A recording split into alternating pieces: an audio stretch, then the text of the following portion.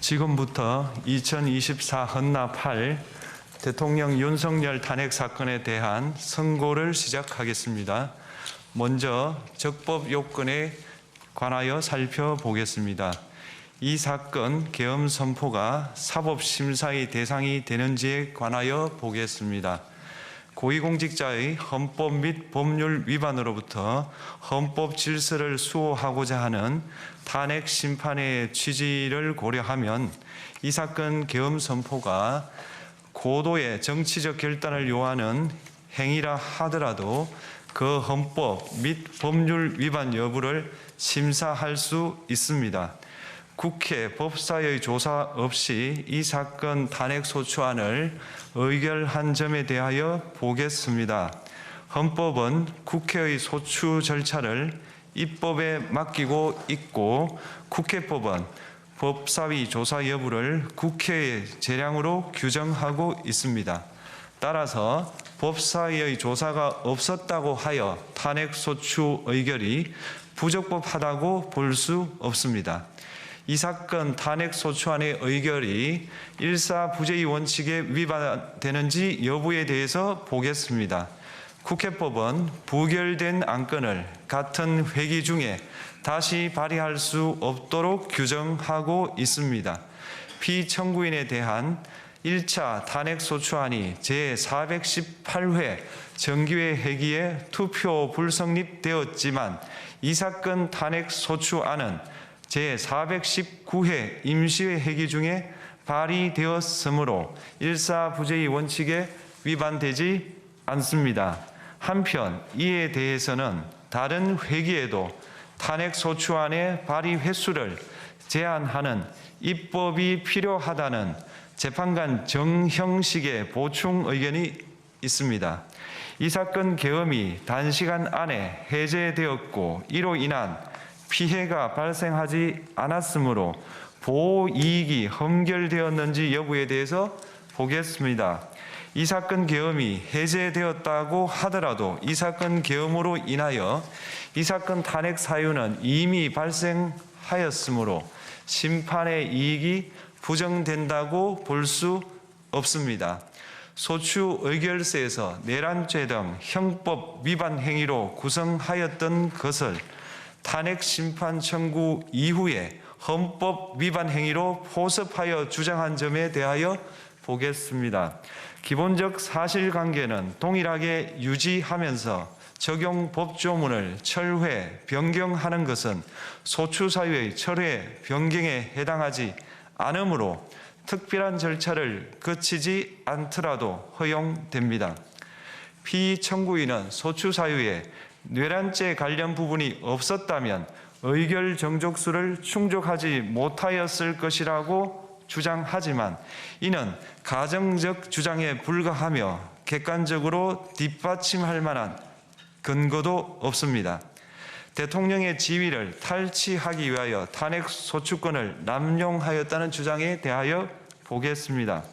이 사건 탄핵 소추안의 의결 과정이 적법하고 피소추자의 헌법 또는 법률 위반이 일정 수준 이상 소명되었으므로 탄핵 소추권이 남용되었다고 볼 수 없습니다. 그렇다면 이 사건 탄핵 심판 청구는 적법합니다. 한편 증거법칙과 관련하여 탄핵 심판 절차에서 형사소송법상 전문 법칙을 완화하여 적용할 수 있다는 재판관 이미선, 김형두의 보충 의견과 탄핵 심판 절차에서 앞으로는 전문 법칙을 보다 엄격하게 적용할 필요가 있다는 재판관 김복형, 조한창의 보충 의견이 있습니다. 다음으로 피청구인이 직무집행에 있어 헌법이나 법률을 위반하였는지 피청구인의 법 위반 행위가 피청구인을 파면할 만큼 중대한 것인지에 관하여 살펴보겠습니다. 우선 소추 사유별로 살펴보겠습니다. 1. 이 사건 계엄 선포에 관하여 보겠습니다. 헌법 및 계엄법에 따르면 비상계엄 선포의 실체적 요건 중 하나는 전시, 사변 또는 이에 준하는 국가 비상사태로 저가 교전 상태에 있거나 사회 질서가 극도로 교란되어 행정 및 사법 기능의 수행이 현저히 곤란한 상황이 현실적으로 발생하여야 한다는 것입니다. 피청구인은 야당이 다수 의석을 차지한 국회의 이례적인 탄핵소추 추진, 일방적인 입법권 행사 및 예산 삭감 시도 등의 전횡으로 인하여 위와 같은 중대한 위기사항이 발생하였다고 주장합니다. 피청구인의 취임 후 이 사건 계엄 선포 전까지 국회는 행안부 장관, 검사, 방통위위원장, 감사원장 등에 대하여 총 22건의 탄핵소추안을 발의하였습니다.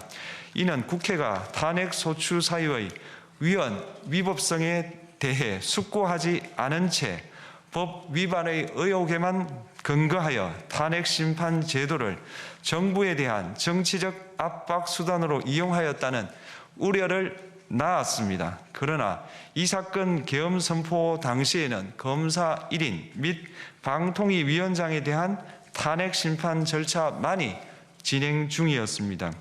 피청구인이 야당이 일방적으로 통과시켜 문제가 있다고 주장하는 법률안들은 피청구인이 제의를 요구하거나 공포를 보류하여 그 효력이 발생되지 않은 상태였습니다. 2025년도 예산안은 2024년 예산을 집행하고 있었던 이 사건 계엄 선포 당시 상황에 어떠한 영향을 미칠 수 없고 위 예산안에 대하여 국회 예결특위의 의결이 있었을 뿐 본회의의 의결이 있었던 것도 아닙니다. 따라서 국회의 탄핵소추, 입법, 예산안 심의 등의 권한 행사가 이 사건 계엄 선포 당시 중대한 위기 상황을 현실적으로 발생시켰다고 볼 수 없습니다.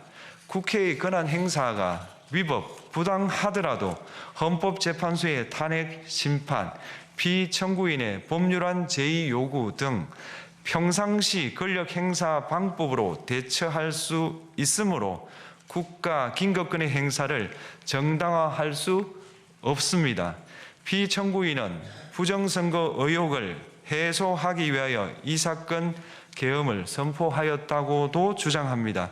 그러나 어떠한 의혹이 있다는 것만으로 중대한 위기 상황이 현실적으로 발생하였다고 볼 수는 없습니다. 또한 중앙선관위는 제22대 국회의원 선거 전에 보안 취약점에 대하여 대부분 조치하였다고 발표하였으며 사전, 우편, 투표함, 보관장소, CCTV 영상을 24시간 공개하고 개표 과정에 수검표 제도를 도입하는 등의 대책을 마련하였다는 점에서도 피청구인의 주장은 타당하다고 볼 수 없습니다.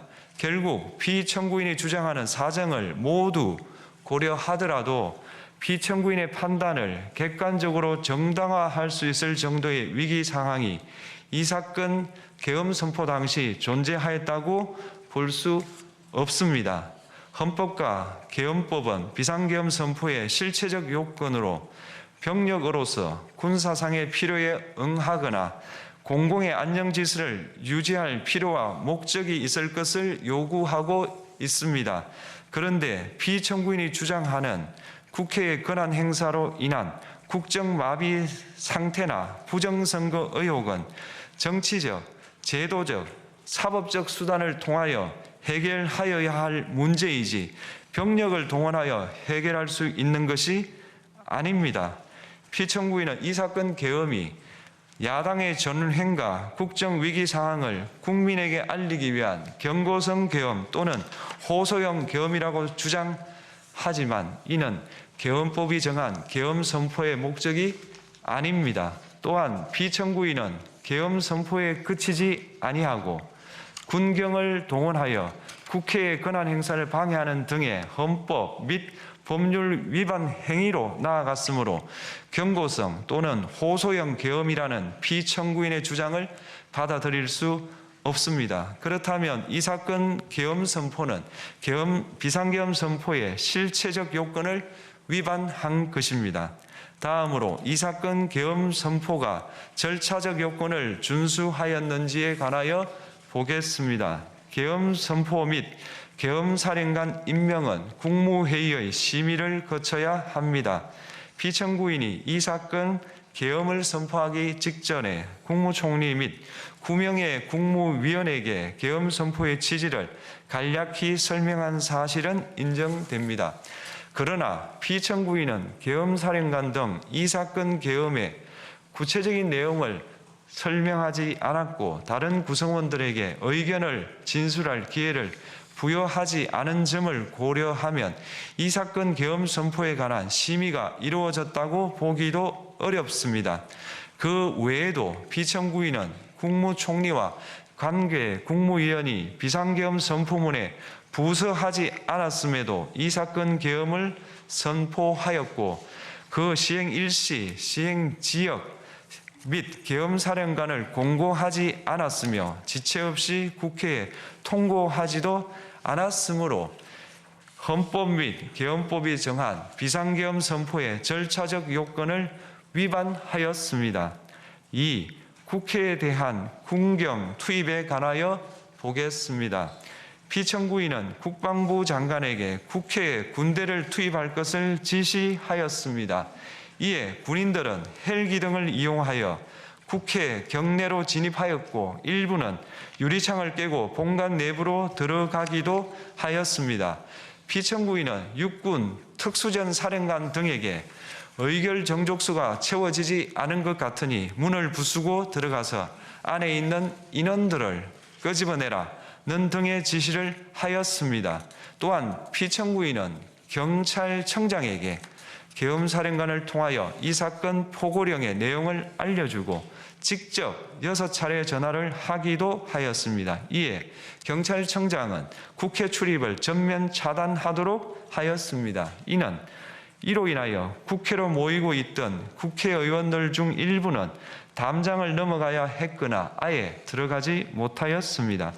한편 국방부 장관은 필요시 체포할 목적으로 국군 방첩사령관에게 국회의장, 각 정당 대표 등 14명의 위치를 확인하라고 지시하였습니다. 피청구인은 국가정보원 1차장에게 전화하여 국군 방첩사령부를 지원하라고 하였고 국군 방첩사령관은 국가정보원 1차장에게 위 사람들에 대한 위치 확인을 요청하였습니다. 이와 같이 피청구인은 군경을 투입하여 국회의원의 국회 출입을 통제하는 한편 이들을 끌어내라고 지시함으로써 국회의 권한 행사를 방해하였으므로 국회에 계엄 해제 요구권을 부여한 헌법 조항을 위반하였고 국회의원의 심의 표결권, 불체포 특권을 침해하였습니다. 또한 각 정당의 대표 등에 대한 위치 확인 시도에 관여함으로써 정당 활동의 자유를 침해하였습니다. 피청구인은 국회의 권한 행사를 막는 등 정치적 목적으로 병력을 투입함으로써 국가안전보장과 국토방위를 사명으로 하여 나라를 위해 봉사하여 온 군인들이 일반 시민들과 대치하도록 만들었습니다. 이에 피청구인은 국군의 정치적 중립성을 침해하고 헌법에 따른 국군 통수 의무를 위반하였습니다. 3. 이 사건 포고령 발령에 관하여 보겠습니다. 피청구인은 이 사건 포고령을 통하여 국회, 지방의회, 정당의 활동을 금지함으로써 국회에 계엄 해제 요구권을 부여한 헌법조항, 정당 제도를 규정한 헌법조항, 대의민주주의 권력분리 원칙을 위반하였습니다. 비상계엄 하에서 기본권을 제한하기 위한 요건을 정한 헌법 및 계엄법 조항, 영장주의를 위반하여 국민의 정치적 기본권, 단체 행동권, 직업의 자유를 침해하였습니다. 4. 중앙선관위에 대한 압수수색에 관하여 보겠습니다. 피청구인은 국방부 장관에게 병력을 동원하여 선관위의 전산 시스템을 점검하라고 지시하였습니다. 이에 따라 중앙선관위 청사에 투입된 병력은 출입 통제를 하면서 당직자들의 휴대전화를 압수하고 전산 시스템을 촬영하였습니다. 이는 선관위에 대하여 영장 없이 압수수색을 하도록 하여 영장주의를 위반한 것이자 선관위의 독립성을 침해한 것입니다. 5. 법조인에 대한 위치 확인 시도에 관하여 보겠습니다. 앞서 말씀드린 바와 같이 피청구인은 필요시 체포할 목적으로 행해진 위치 확인 시도에 관여하였는데 그 대상에는 퇴임한 지 얼마 되지 않은 전 대법원장 및 전 대법관도 포함되어 있었습니다. 이는 현직 법관들로 하여금 언제든지 행정부에 의한 체포 대상이 될 수 있다는 압력을 받게 함으로 사법권의 독립을 침해한 것입니다. 지금까지 살펴본 피청구인의 법 위반 행위가 피청구인을 파면할 만큼 중대한 것인지 관하여 보겠습니다. 피청구인은 국회와의 대립사항을 타개할 목적으로 이 사건 계엄을 선포한 후 군경을 투입시켜 국회의 헌법상 권한 행사를 방해함으로써 국민 주권주의 및 민주주의를 부정하고 병력을 투입시켜 중앙선관위를 압수수색하도록 하는 등 헌법이 정한 통치구조를 무시하였으며 이 사건 포고령을 발령함으로써 국민의 기본권을 광범위하게 침해하였습니다. 이러한 행위는 법치국가 원리와 민주국가 원리의 기본 원칙들을 위반한 것으로 그 자체로 헌법 질서를 침해하고 민주공화정의 안정성에 심각한 위해를 끼쳤습니다. 한편 국회가 신속하게 비상계엄 해제 요구를 결의할 수 있었던 것은 시민들의 저항과 군경의 소극적인 임무 수행 덕분이었으므로 이는 피청구인의 법 위반에 대한 중대성 판단에 영향을 미치지 않습니다. 대통령의 권한은 어디까지나 헌법에 의하여 부여받은 것입니다. 피청구인은 가장 신중히 행사되어야 할 권한이 국가 긴급권을 헌법에서 정한 한계를 벗어나 행사하여 대통령으로서의 권한 행사에 대한 불신을 초래하였습니다. 피청구인이 취임한 이래 야당이 주도하고 이례적으로 많은 탄핵 소추로 인하여 여러 고위공직자의 권한 행사가 탄핵 심판 중 정지되었습니다. 2025년도 예산안에 관하여 헌정사상 최초로 국회 예산결산특별위원회에서 정액 없이 감액에 대해서만 야당 단독으로 의결하였습니다. 피청구인이 수립한 주요 정책들은 야당의 반대로 시행될 수 없었고 야당은 정부가 반대하는 법률안들을 일방적으로 통과시켜 피청구인의 제2 요구와 국회의 법률안 의결이 반복되기도 하였습니다. 그 과정에서 피청구인은 야당의 전횡으로 국정이 마비되고 국익이 현저히 저해되어 가고 있다고 인식하여 이를 어떻게든 타개하여야만 한다는 막중한 책임감을 느끼게 되었을 것으로 보입니다. 피청구인이 국회의 권한 행사가 권력 남용이라거나 국정 마비를 초래하는 행위라고 판단한 것은 정치적으로 존중되어야 합니다. 그러나 피청구인과 국회 사이에 발생한 대립은 일방의 책임에 속한다고 보기 어렵고 이는 민주주의 원리에 따라 해소되어야 할 정치의 문제입니다.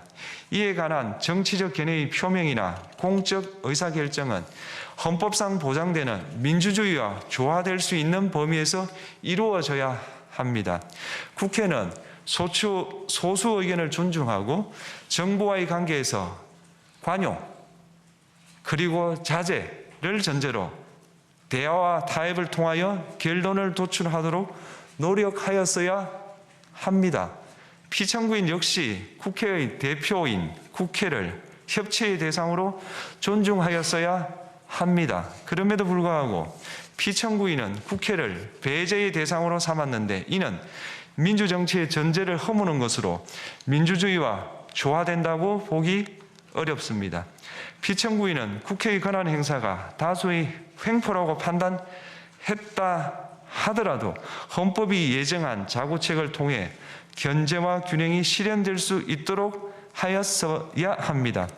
피청구인은 취임한 때로부터 약 2년 후에 치러진 국회의원 선거에서 피청구인이 국정을 주도하도록 국민을 설득할 기회가 있었습니다. 그 결과가 피청구인의 의도에 부합하지 않더라도 야당을 지지한 국민의 의사를 배제하려는 시도를 하여서는 안 되었습니다. 그럼에도 불구하고 피청구인은 헌법과 법률을 위반하여 이 사건 계엄을 선포함으로써 국가 긴급권 남용의 역사를 재현하여 국민을 충격에 빠뜨리고 사회, 경제, 정치, 외교 전 분야의 혼란을 야기하였습니다. 국민 모두의 대통령으로서 자신을 지지하는 국민을 초월하여 사회 공동체를 통합시켜야 할 책무를 위반하였습니다. 군경을 동원하여 국회 등 헌법기관의 권한을 훼손하고 국민의 기본적 인권을 침해함으로써 헌법소의 책무를 저버리고 민주공화국의 주권자인 대한국민의 신임을 중대하게 배반하였습니다. 결국 피청구인의 위법 행위는 국민의 신임을 배반한 것으로 헌법 소의 관점에서 용납될 수 없는 중대한 법 위반 행위에 해당합니다. 피청구인의 법 위반 행위가 헌법 질서에 미친 부정적 영향과 파급 효과가 중대하므로 피청구인을 파면함으로써 얻는 헌법 소의 이익이 대통령 파면에 따르는 국가적 손실을 압도할 정도로 크다고 인정됩니다. 이에 재판관 전원의 일치된 의견으로 주문을 선고합니다. 탄핵 사건이므로 선고 시각을 확인하겠습니다. 지금 시각은 오전 11시 22분입니다. 주문, 피청구인 대통령 윤석열을 파면한다. 마치겠습니다.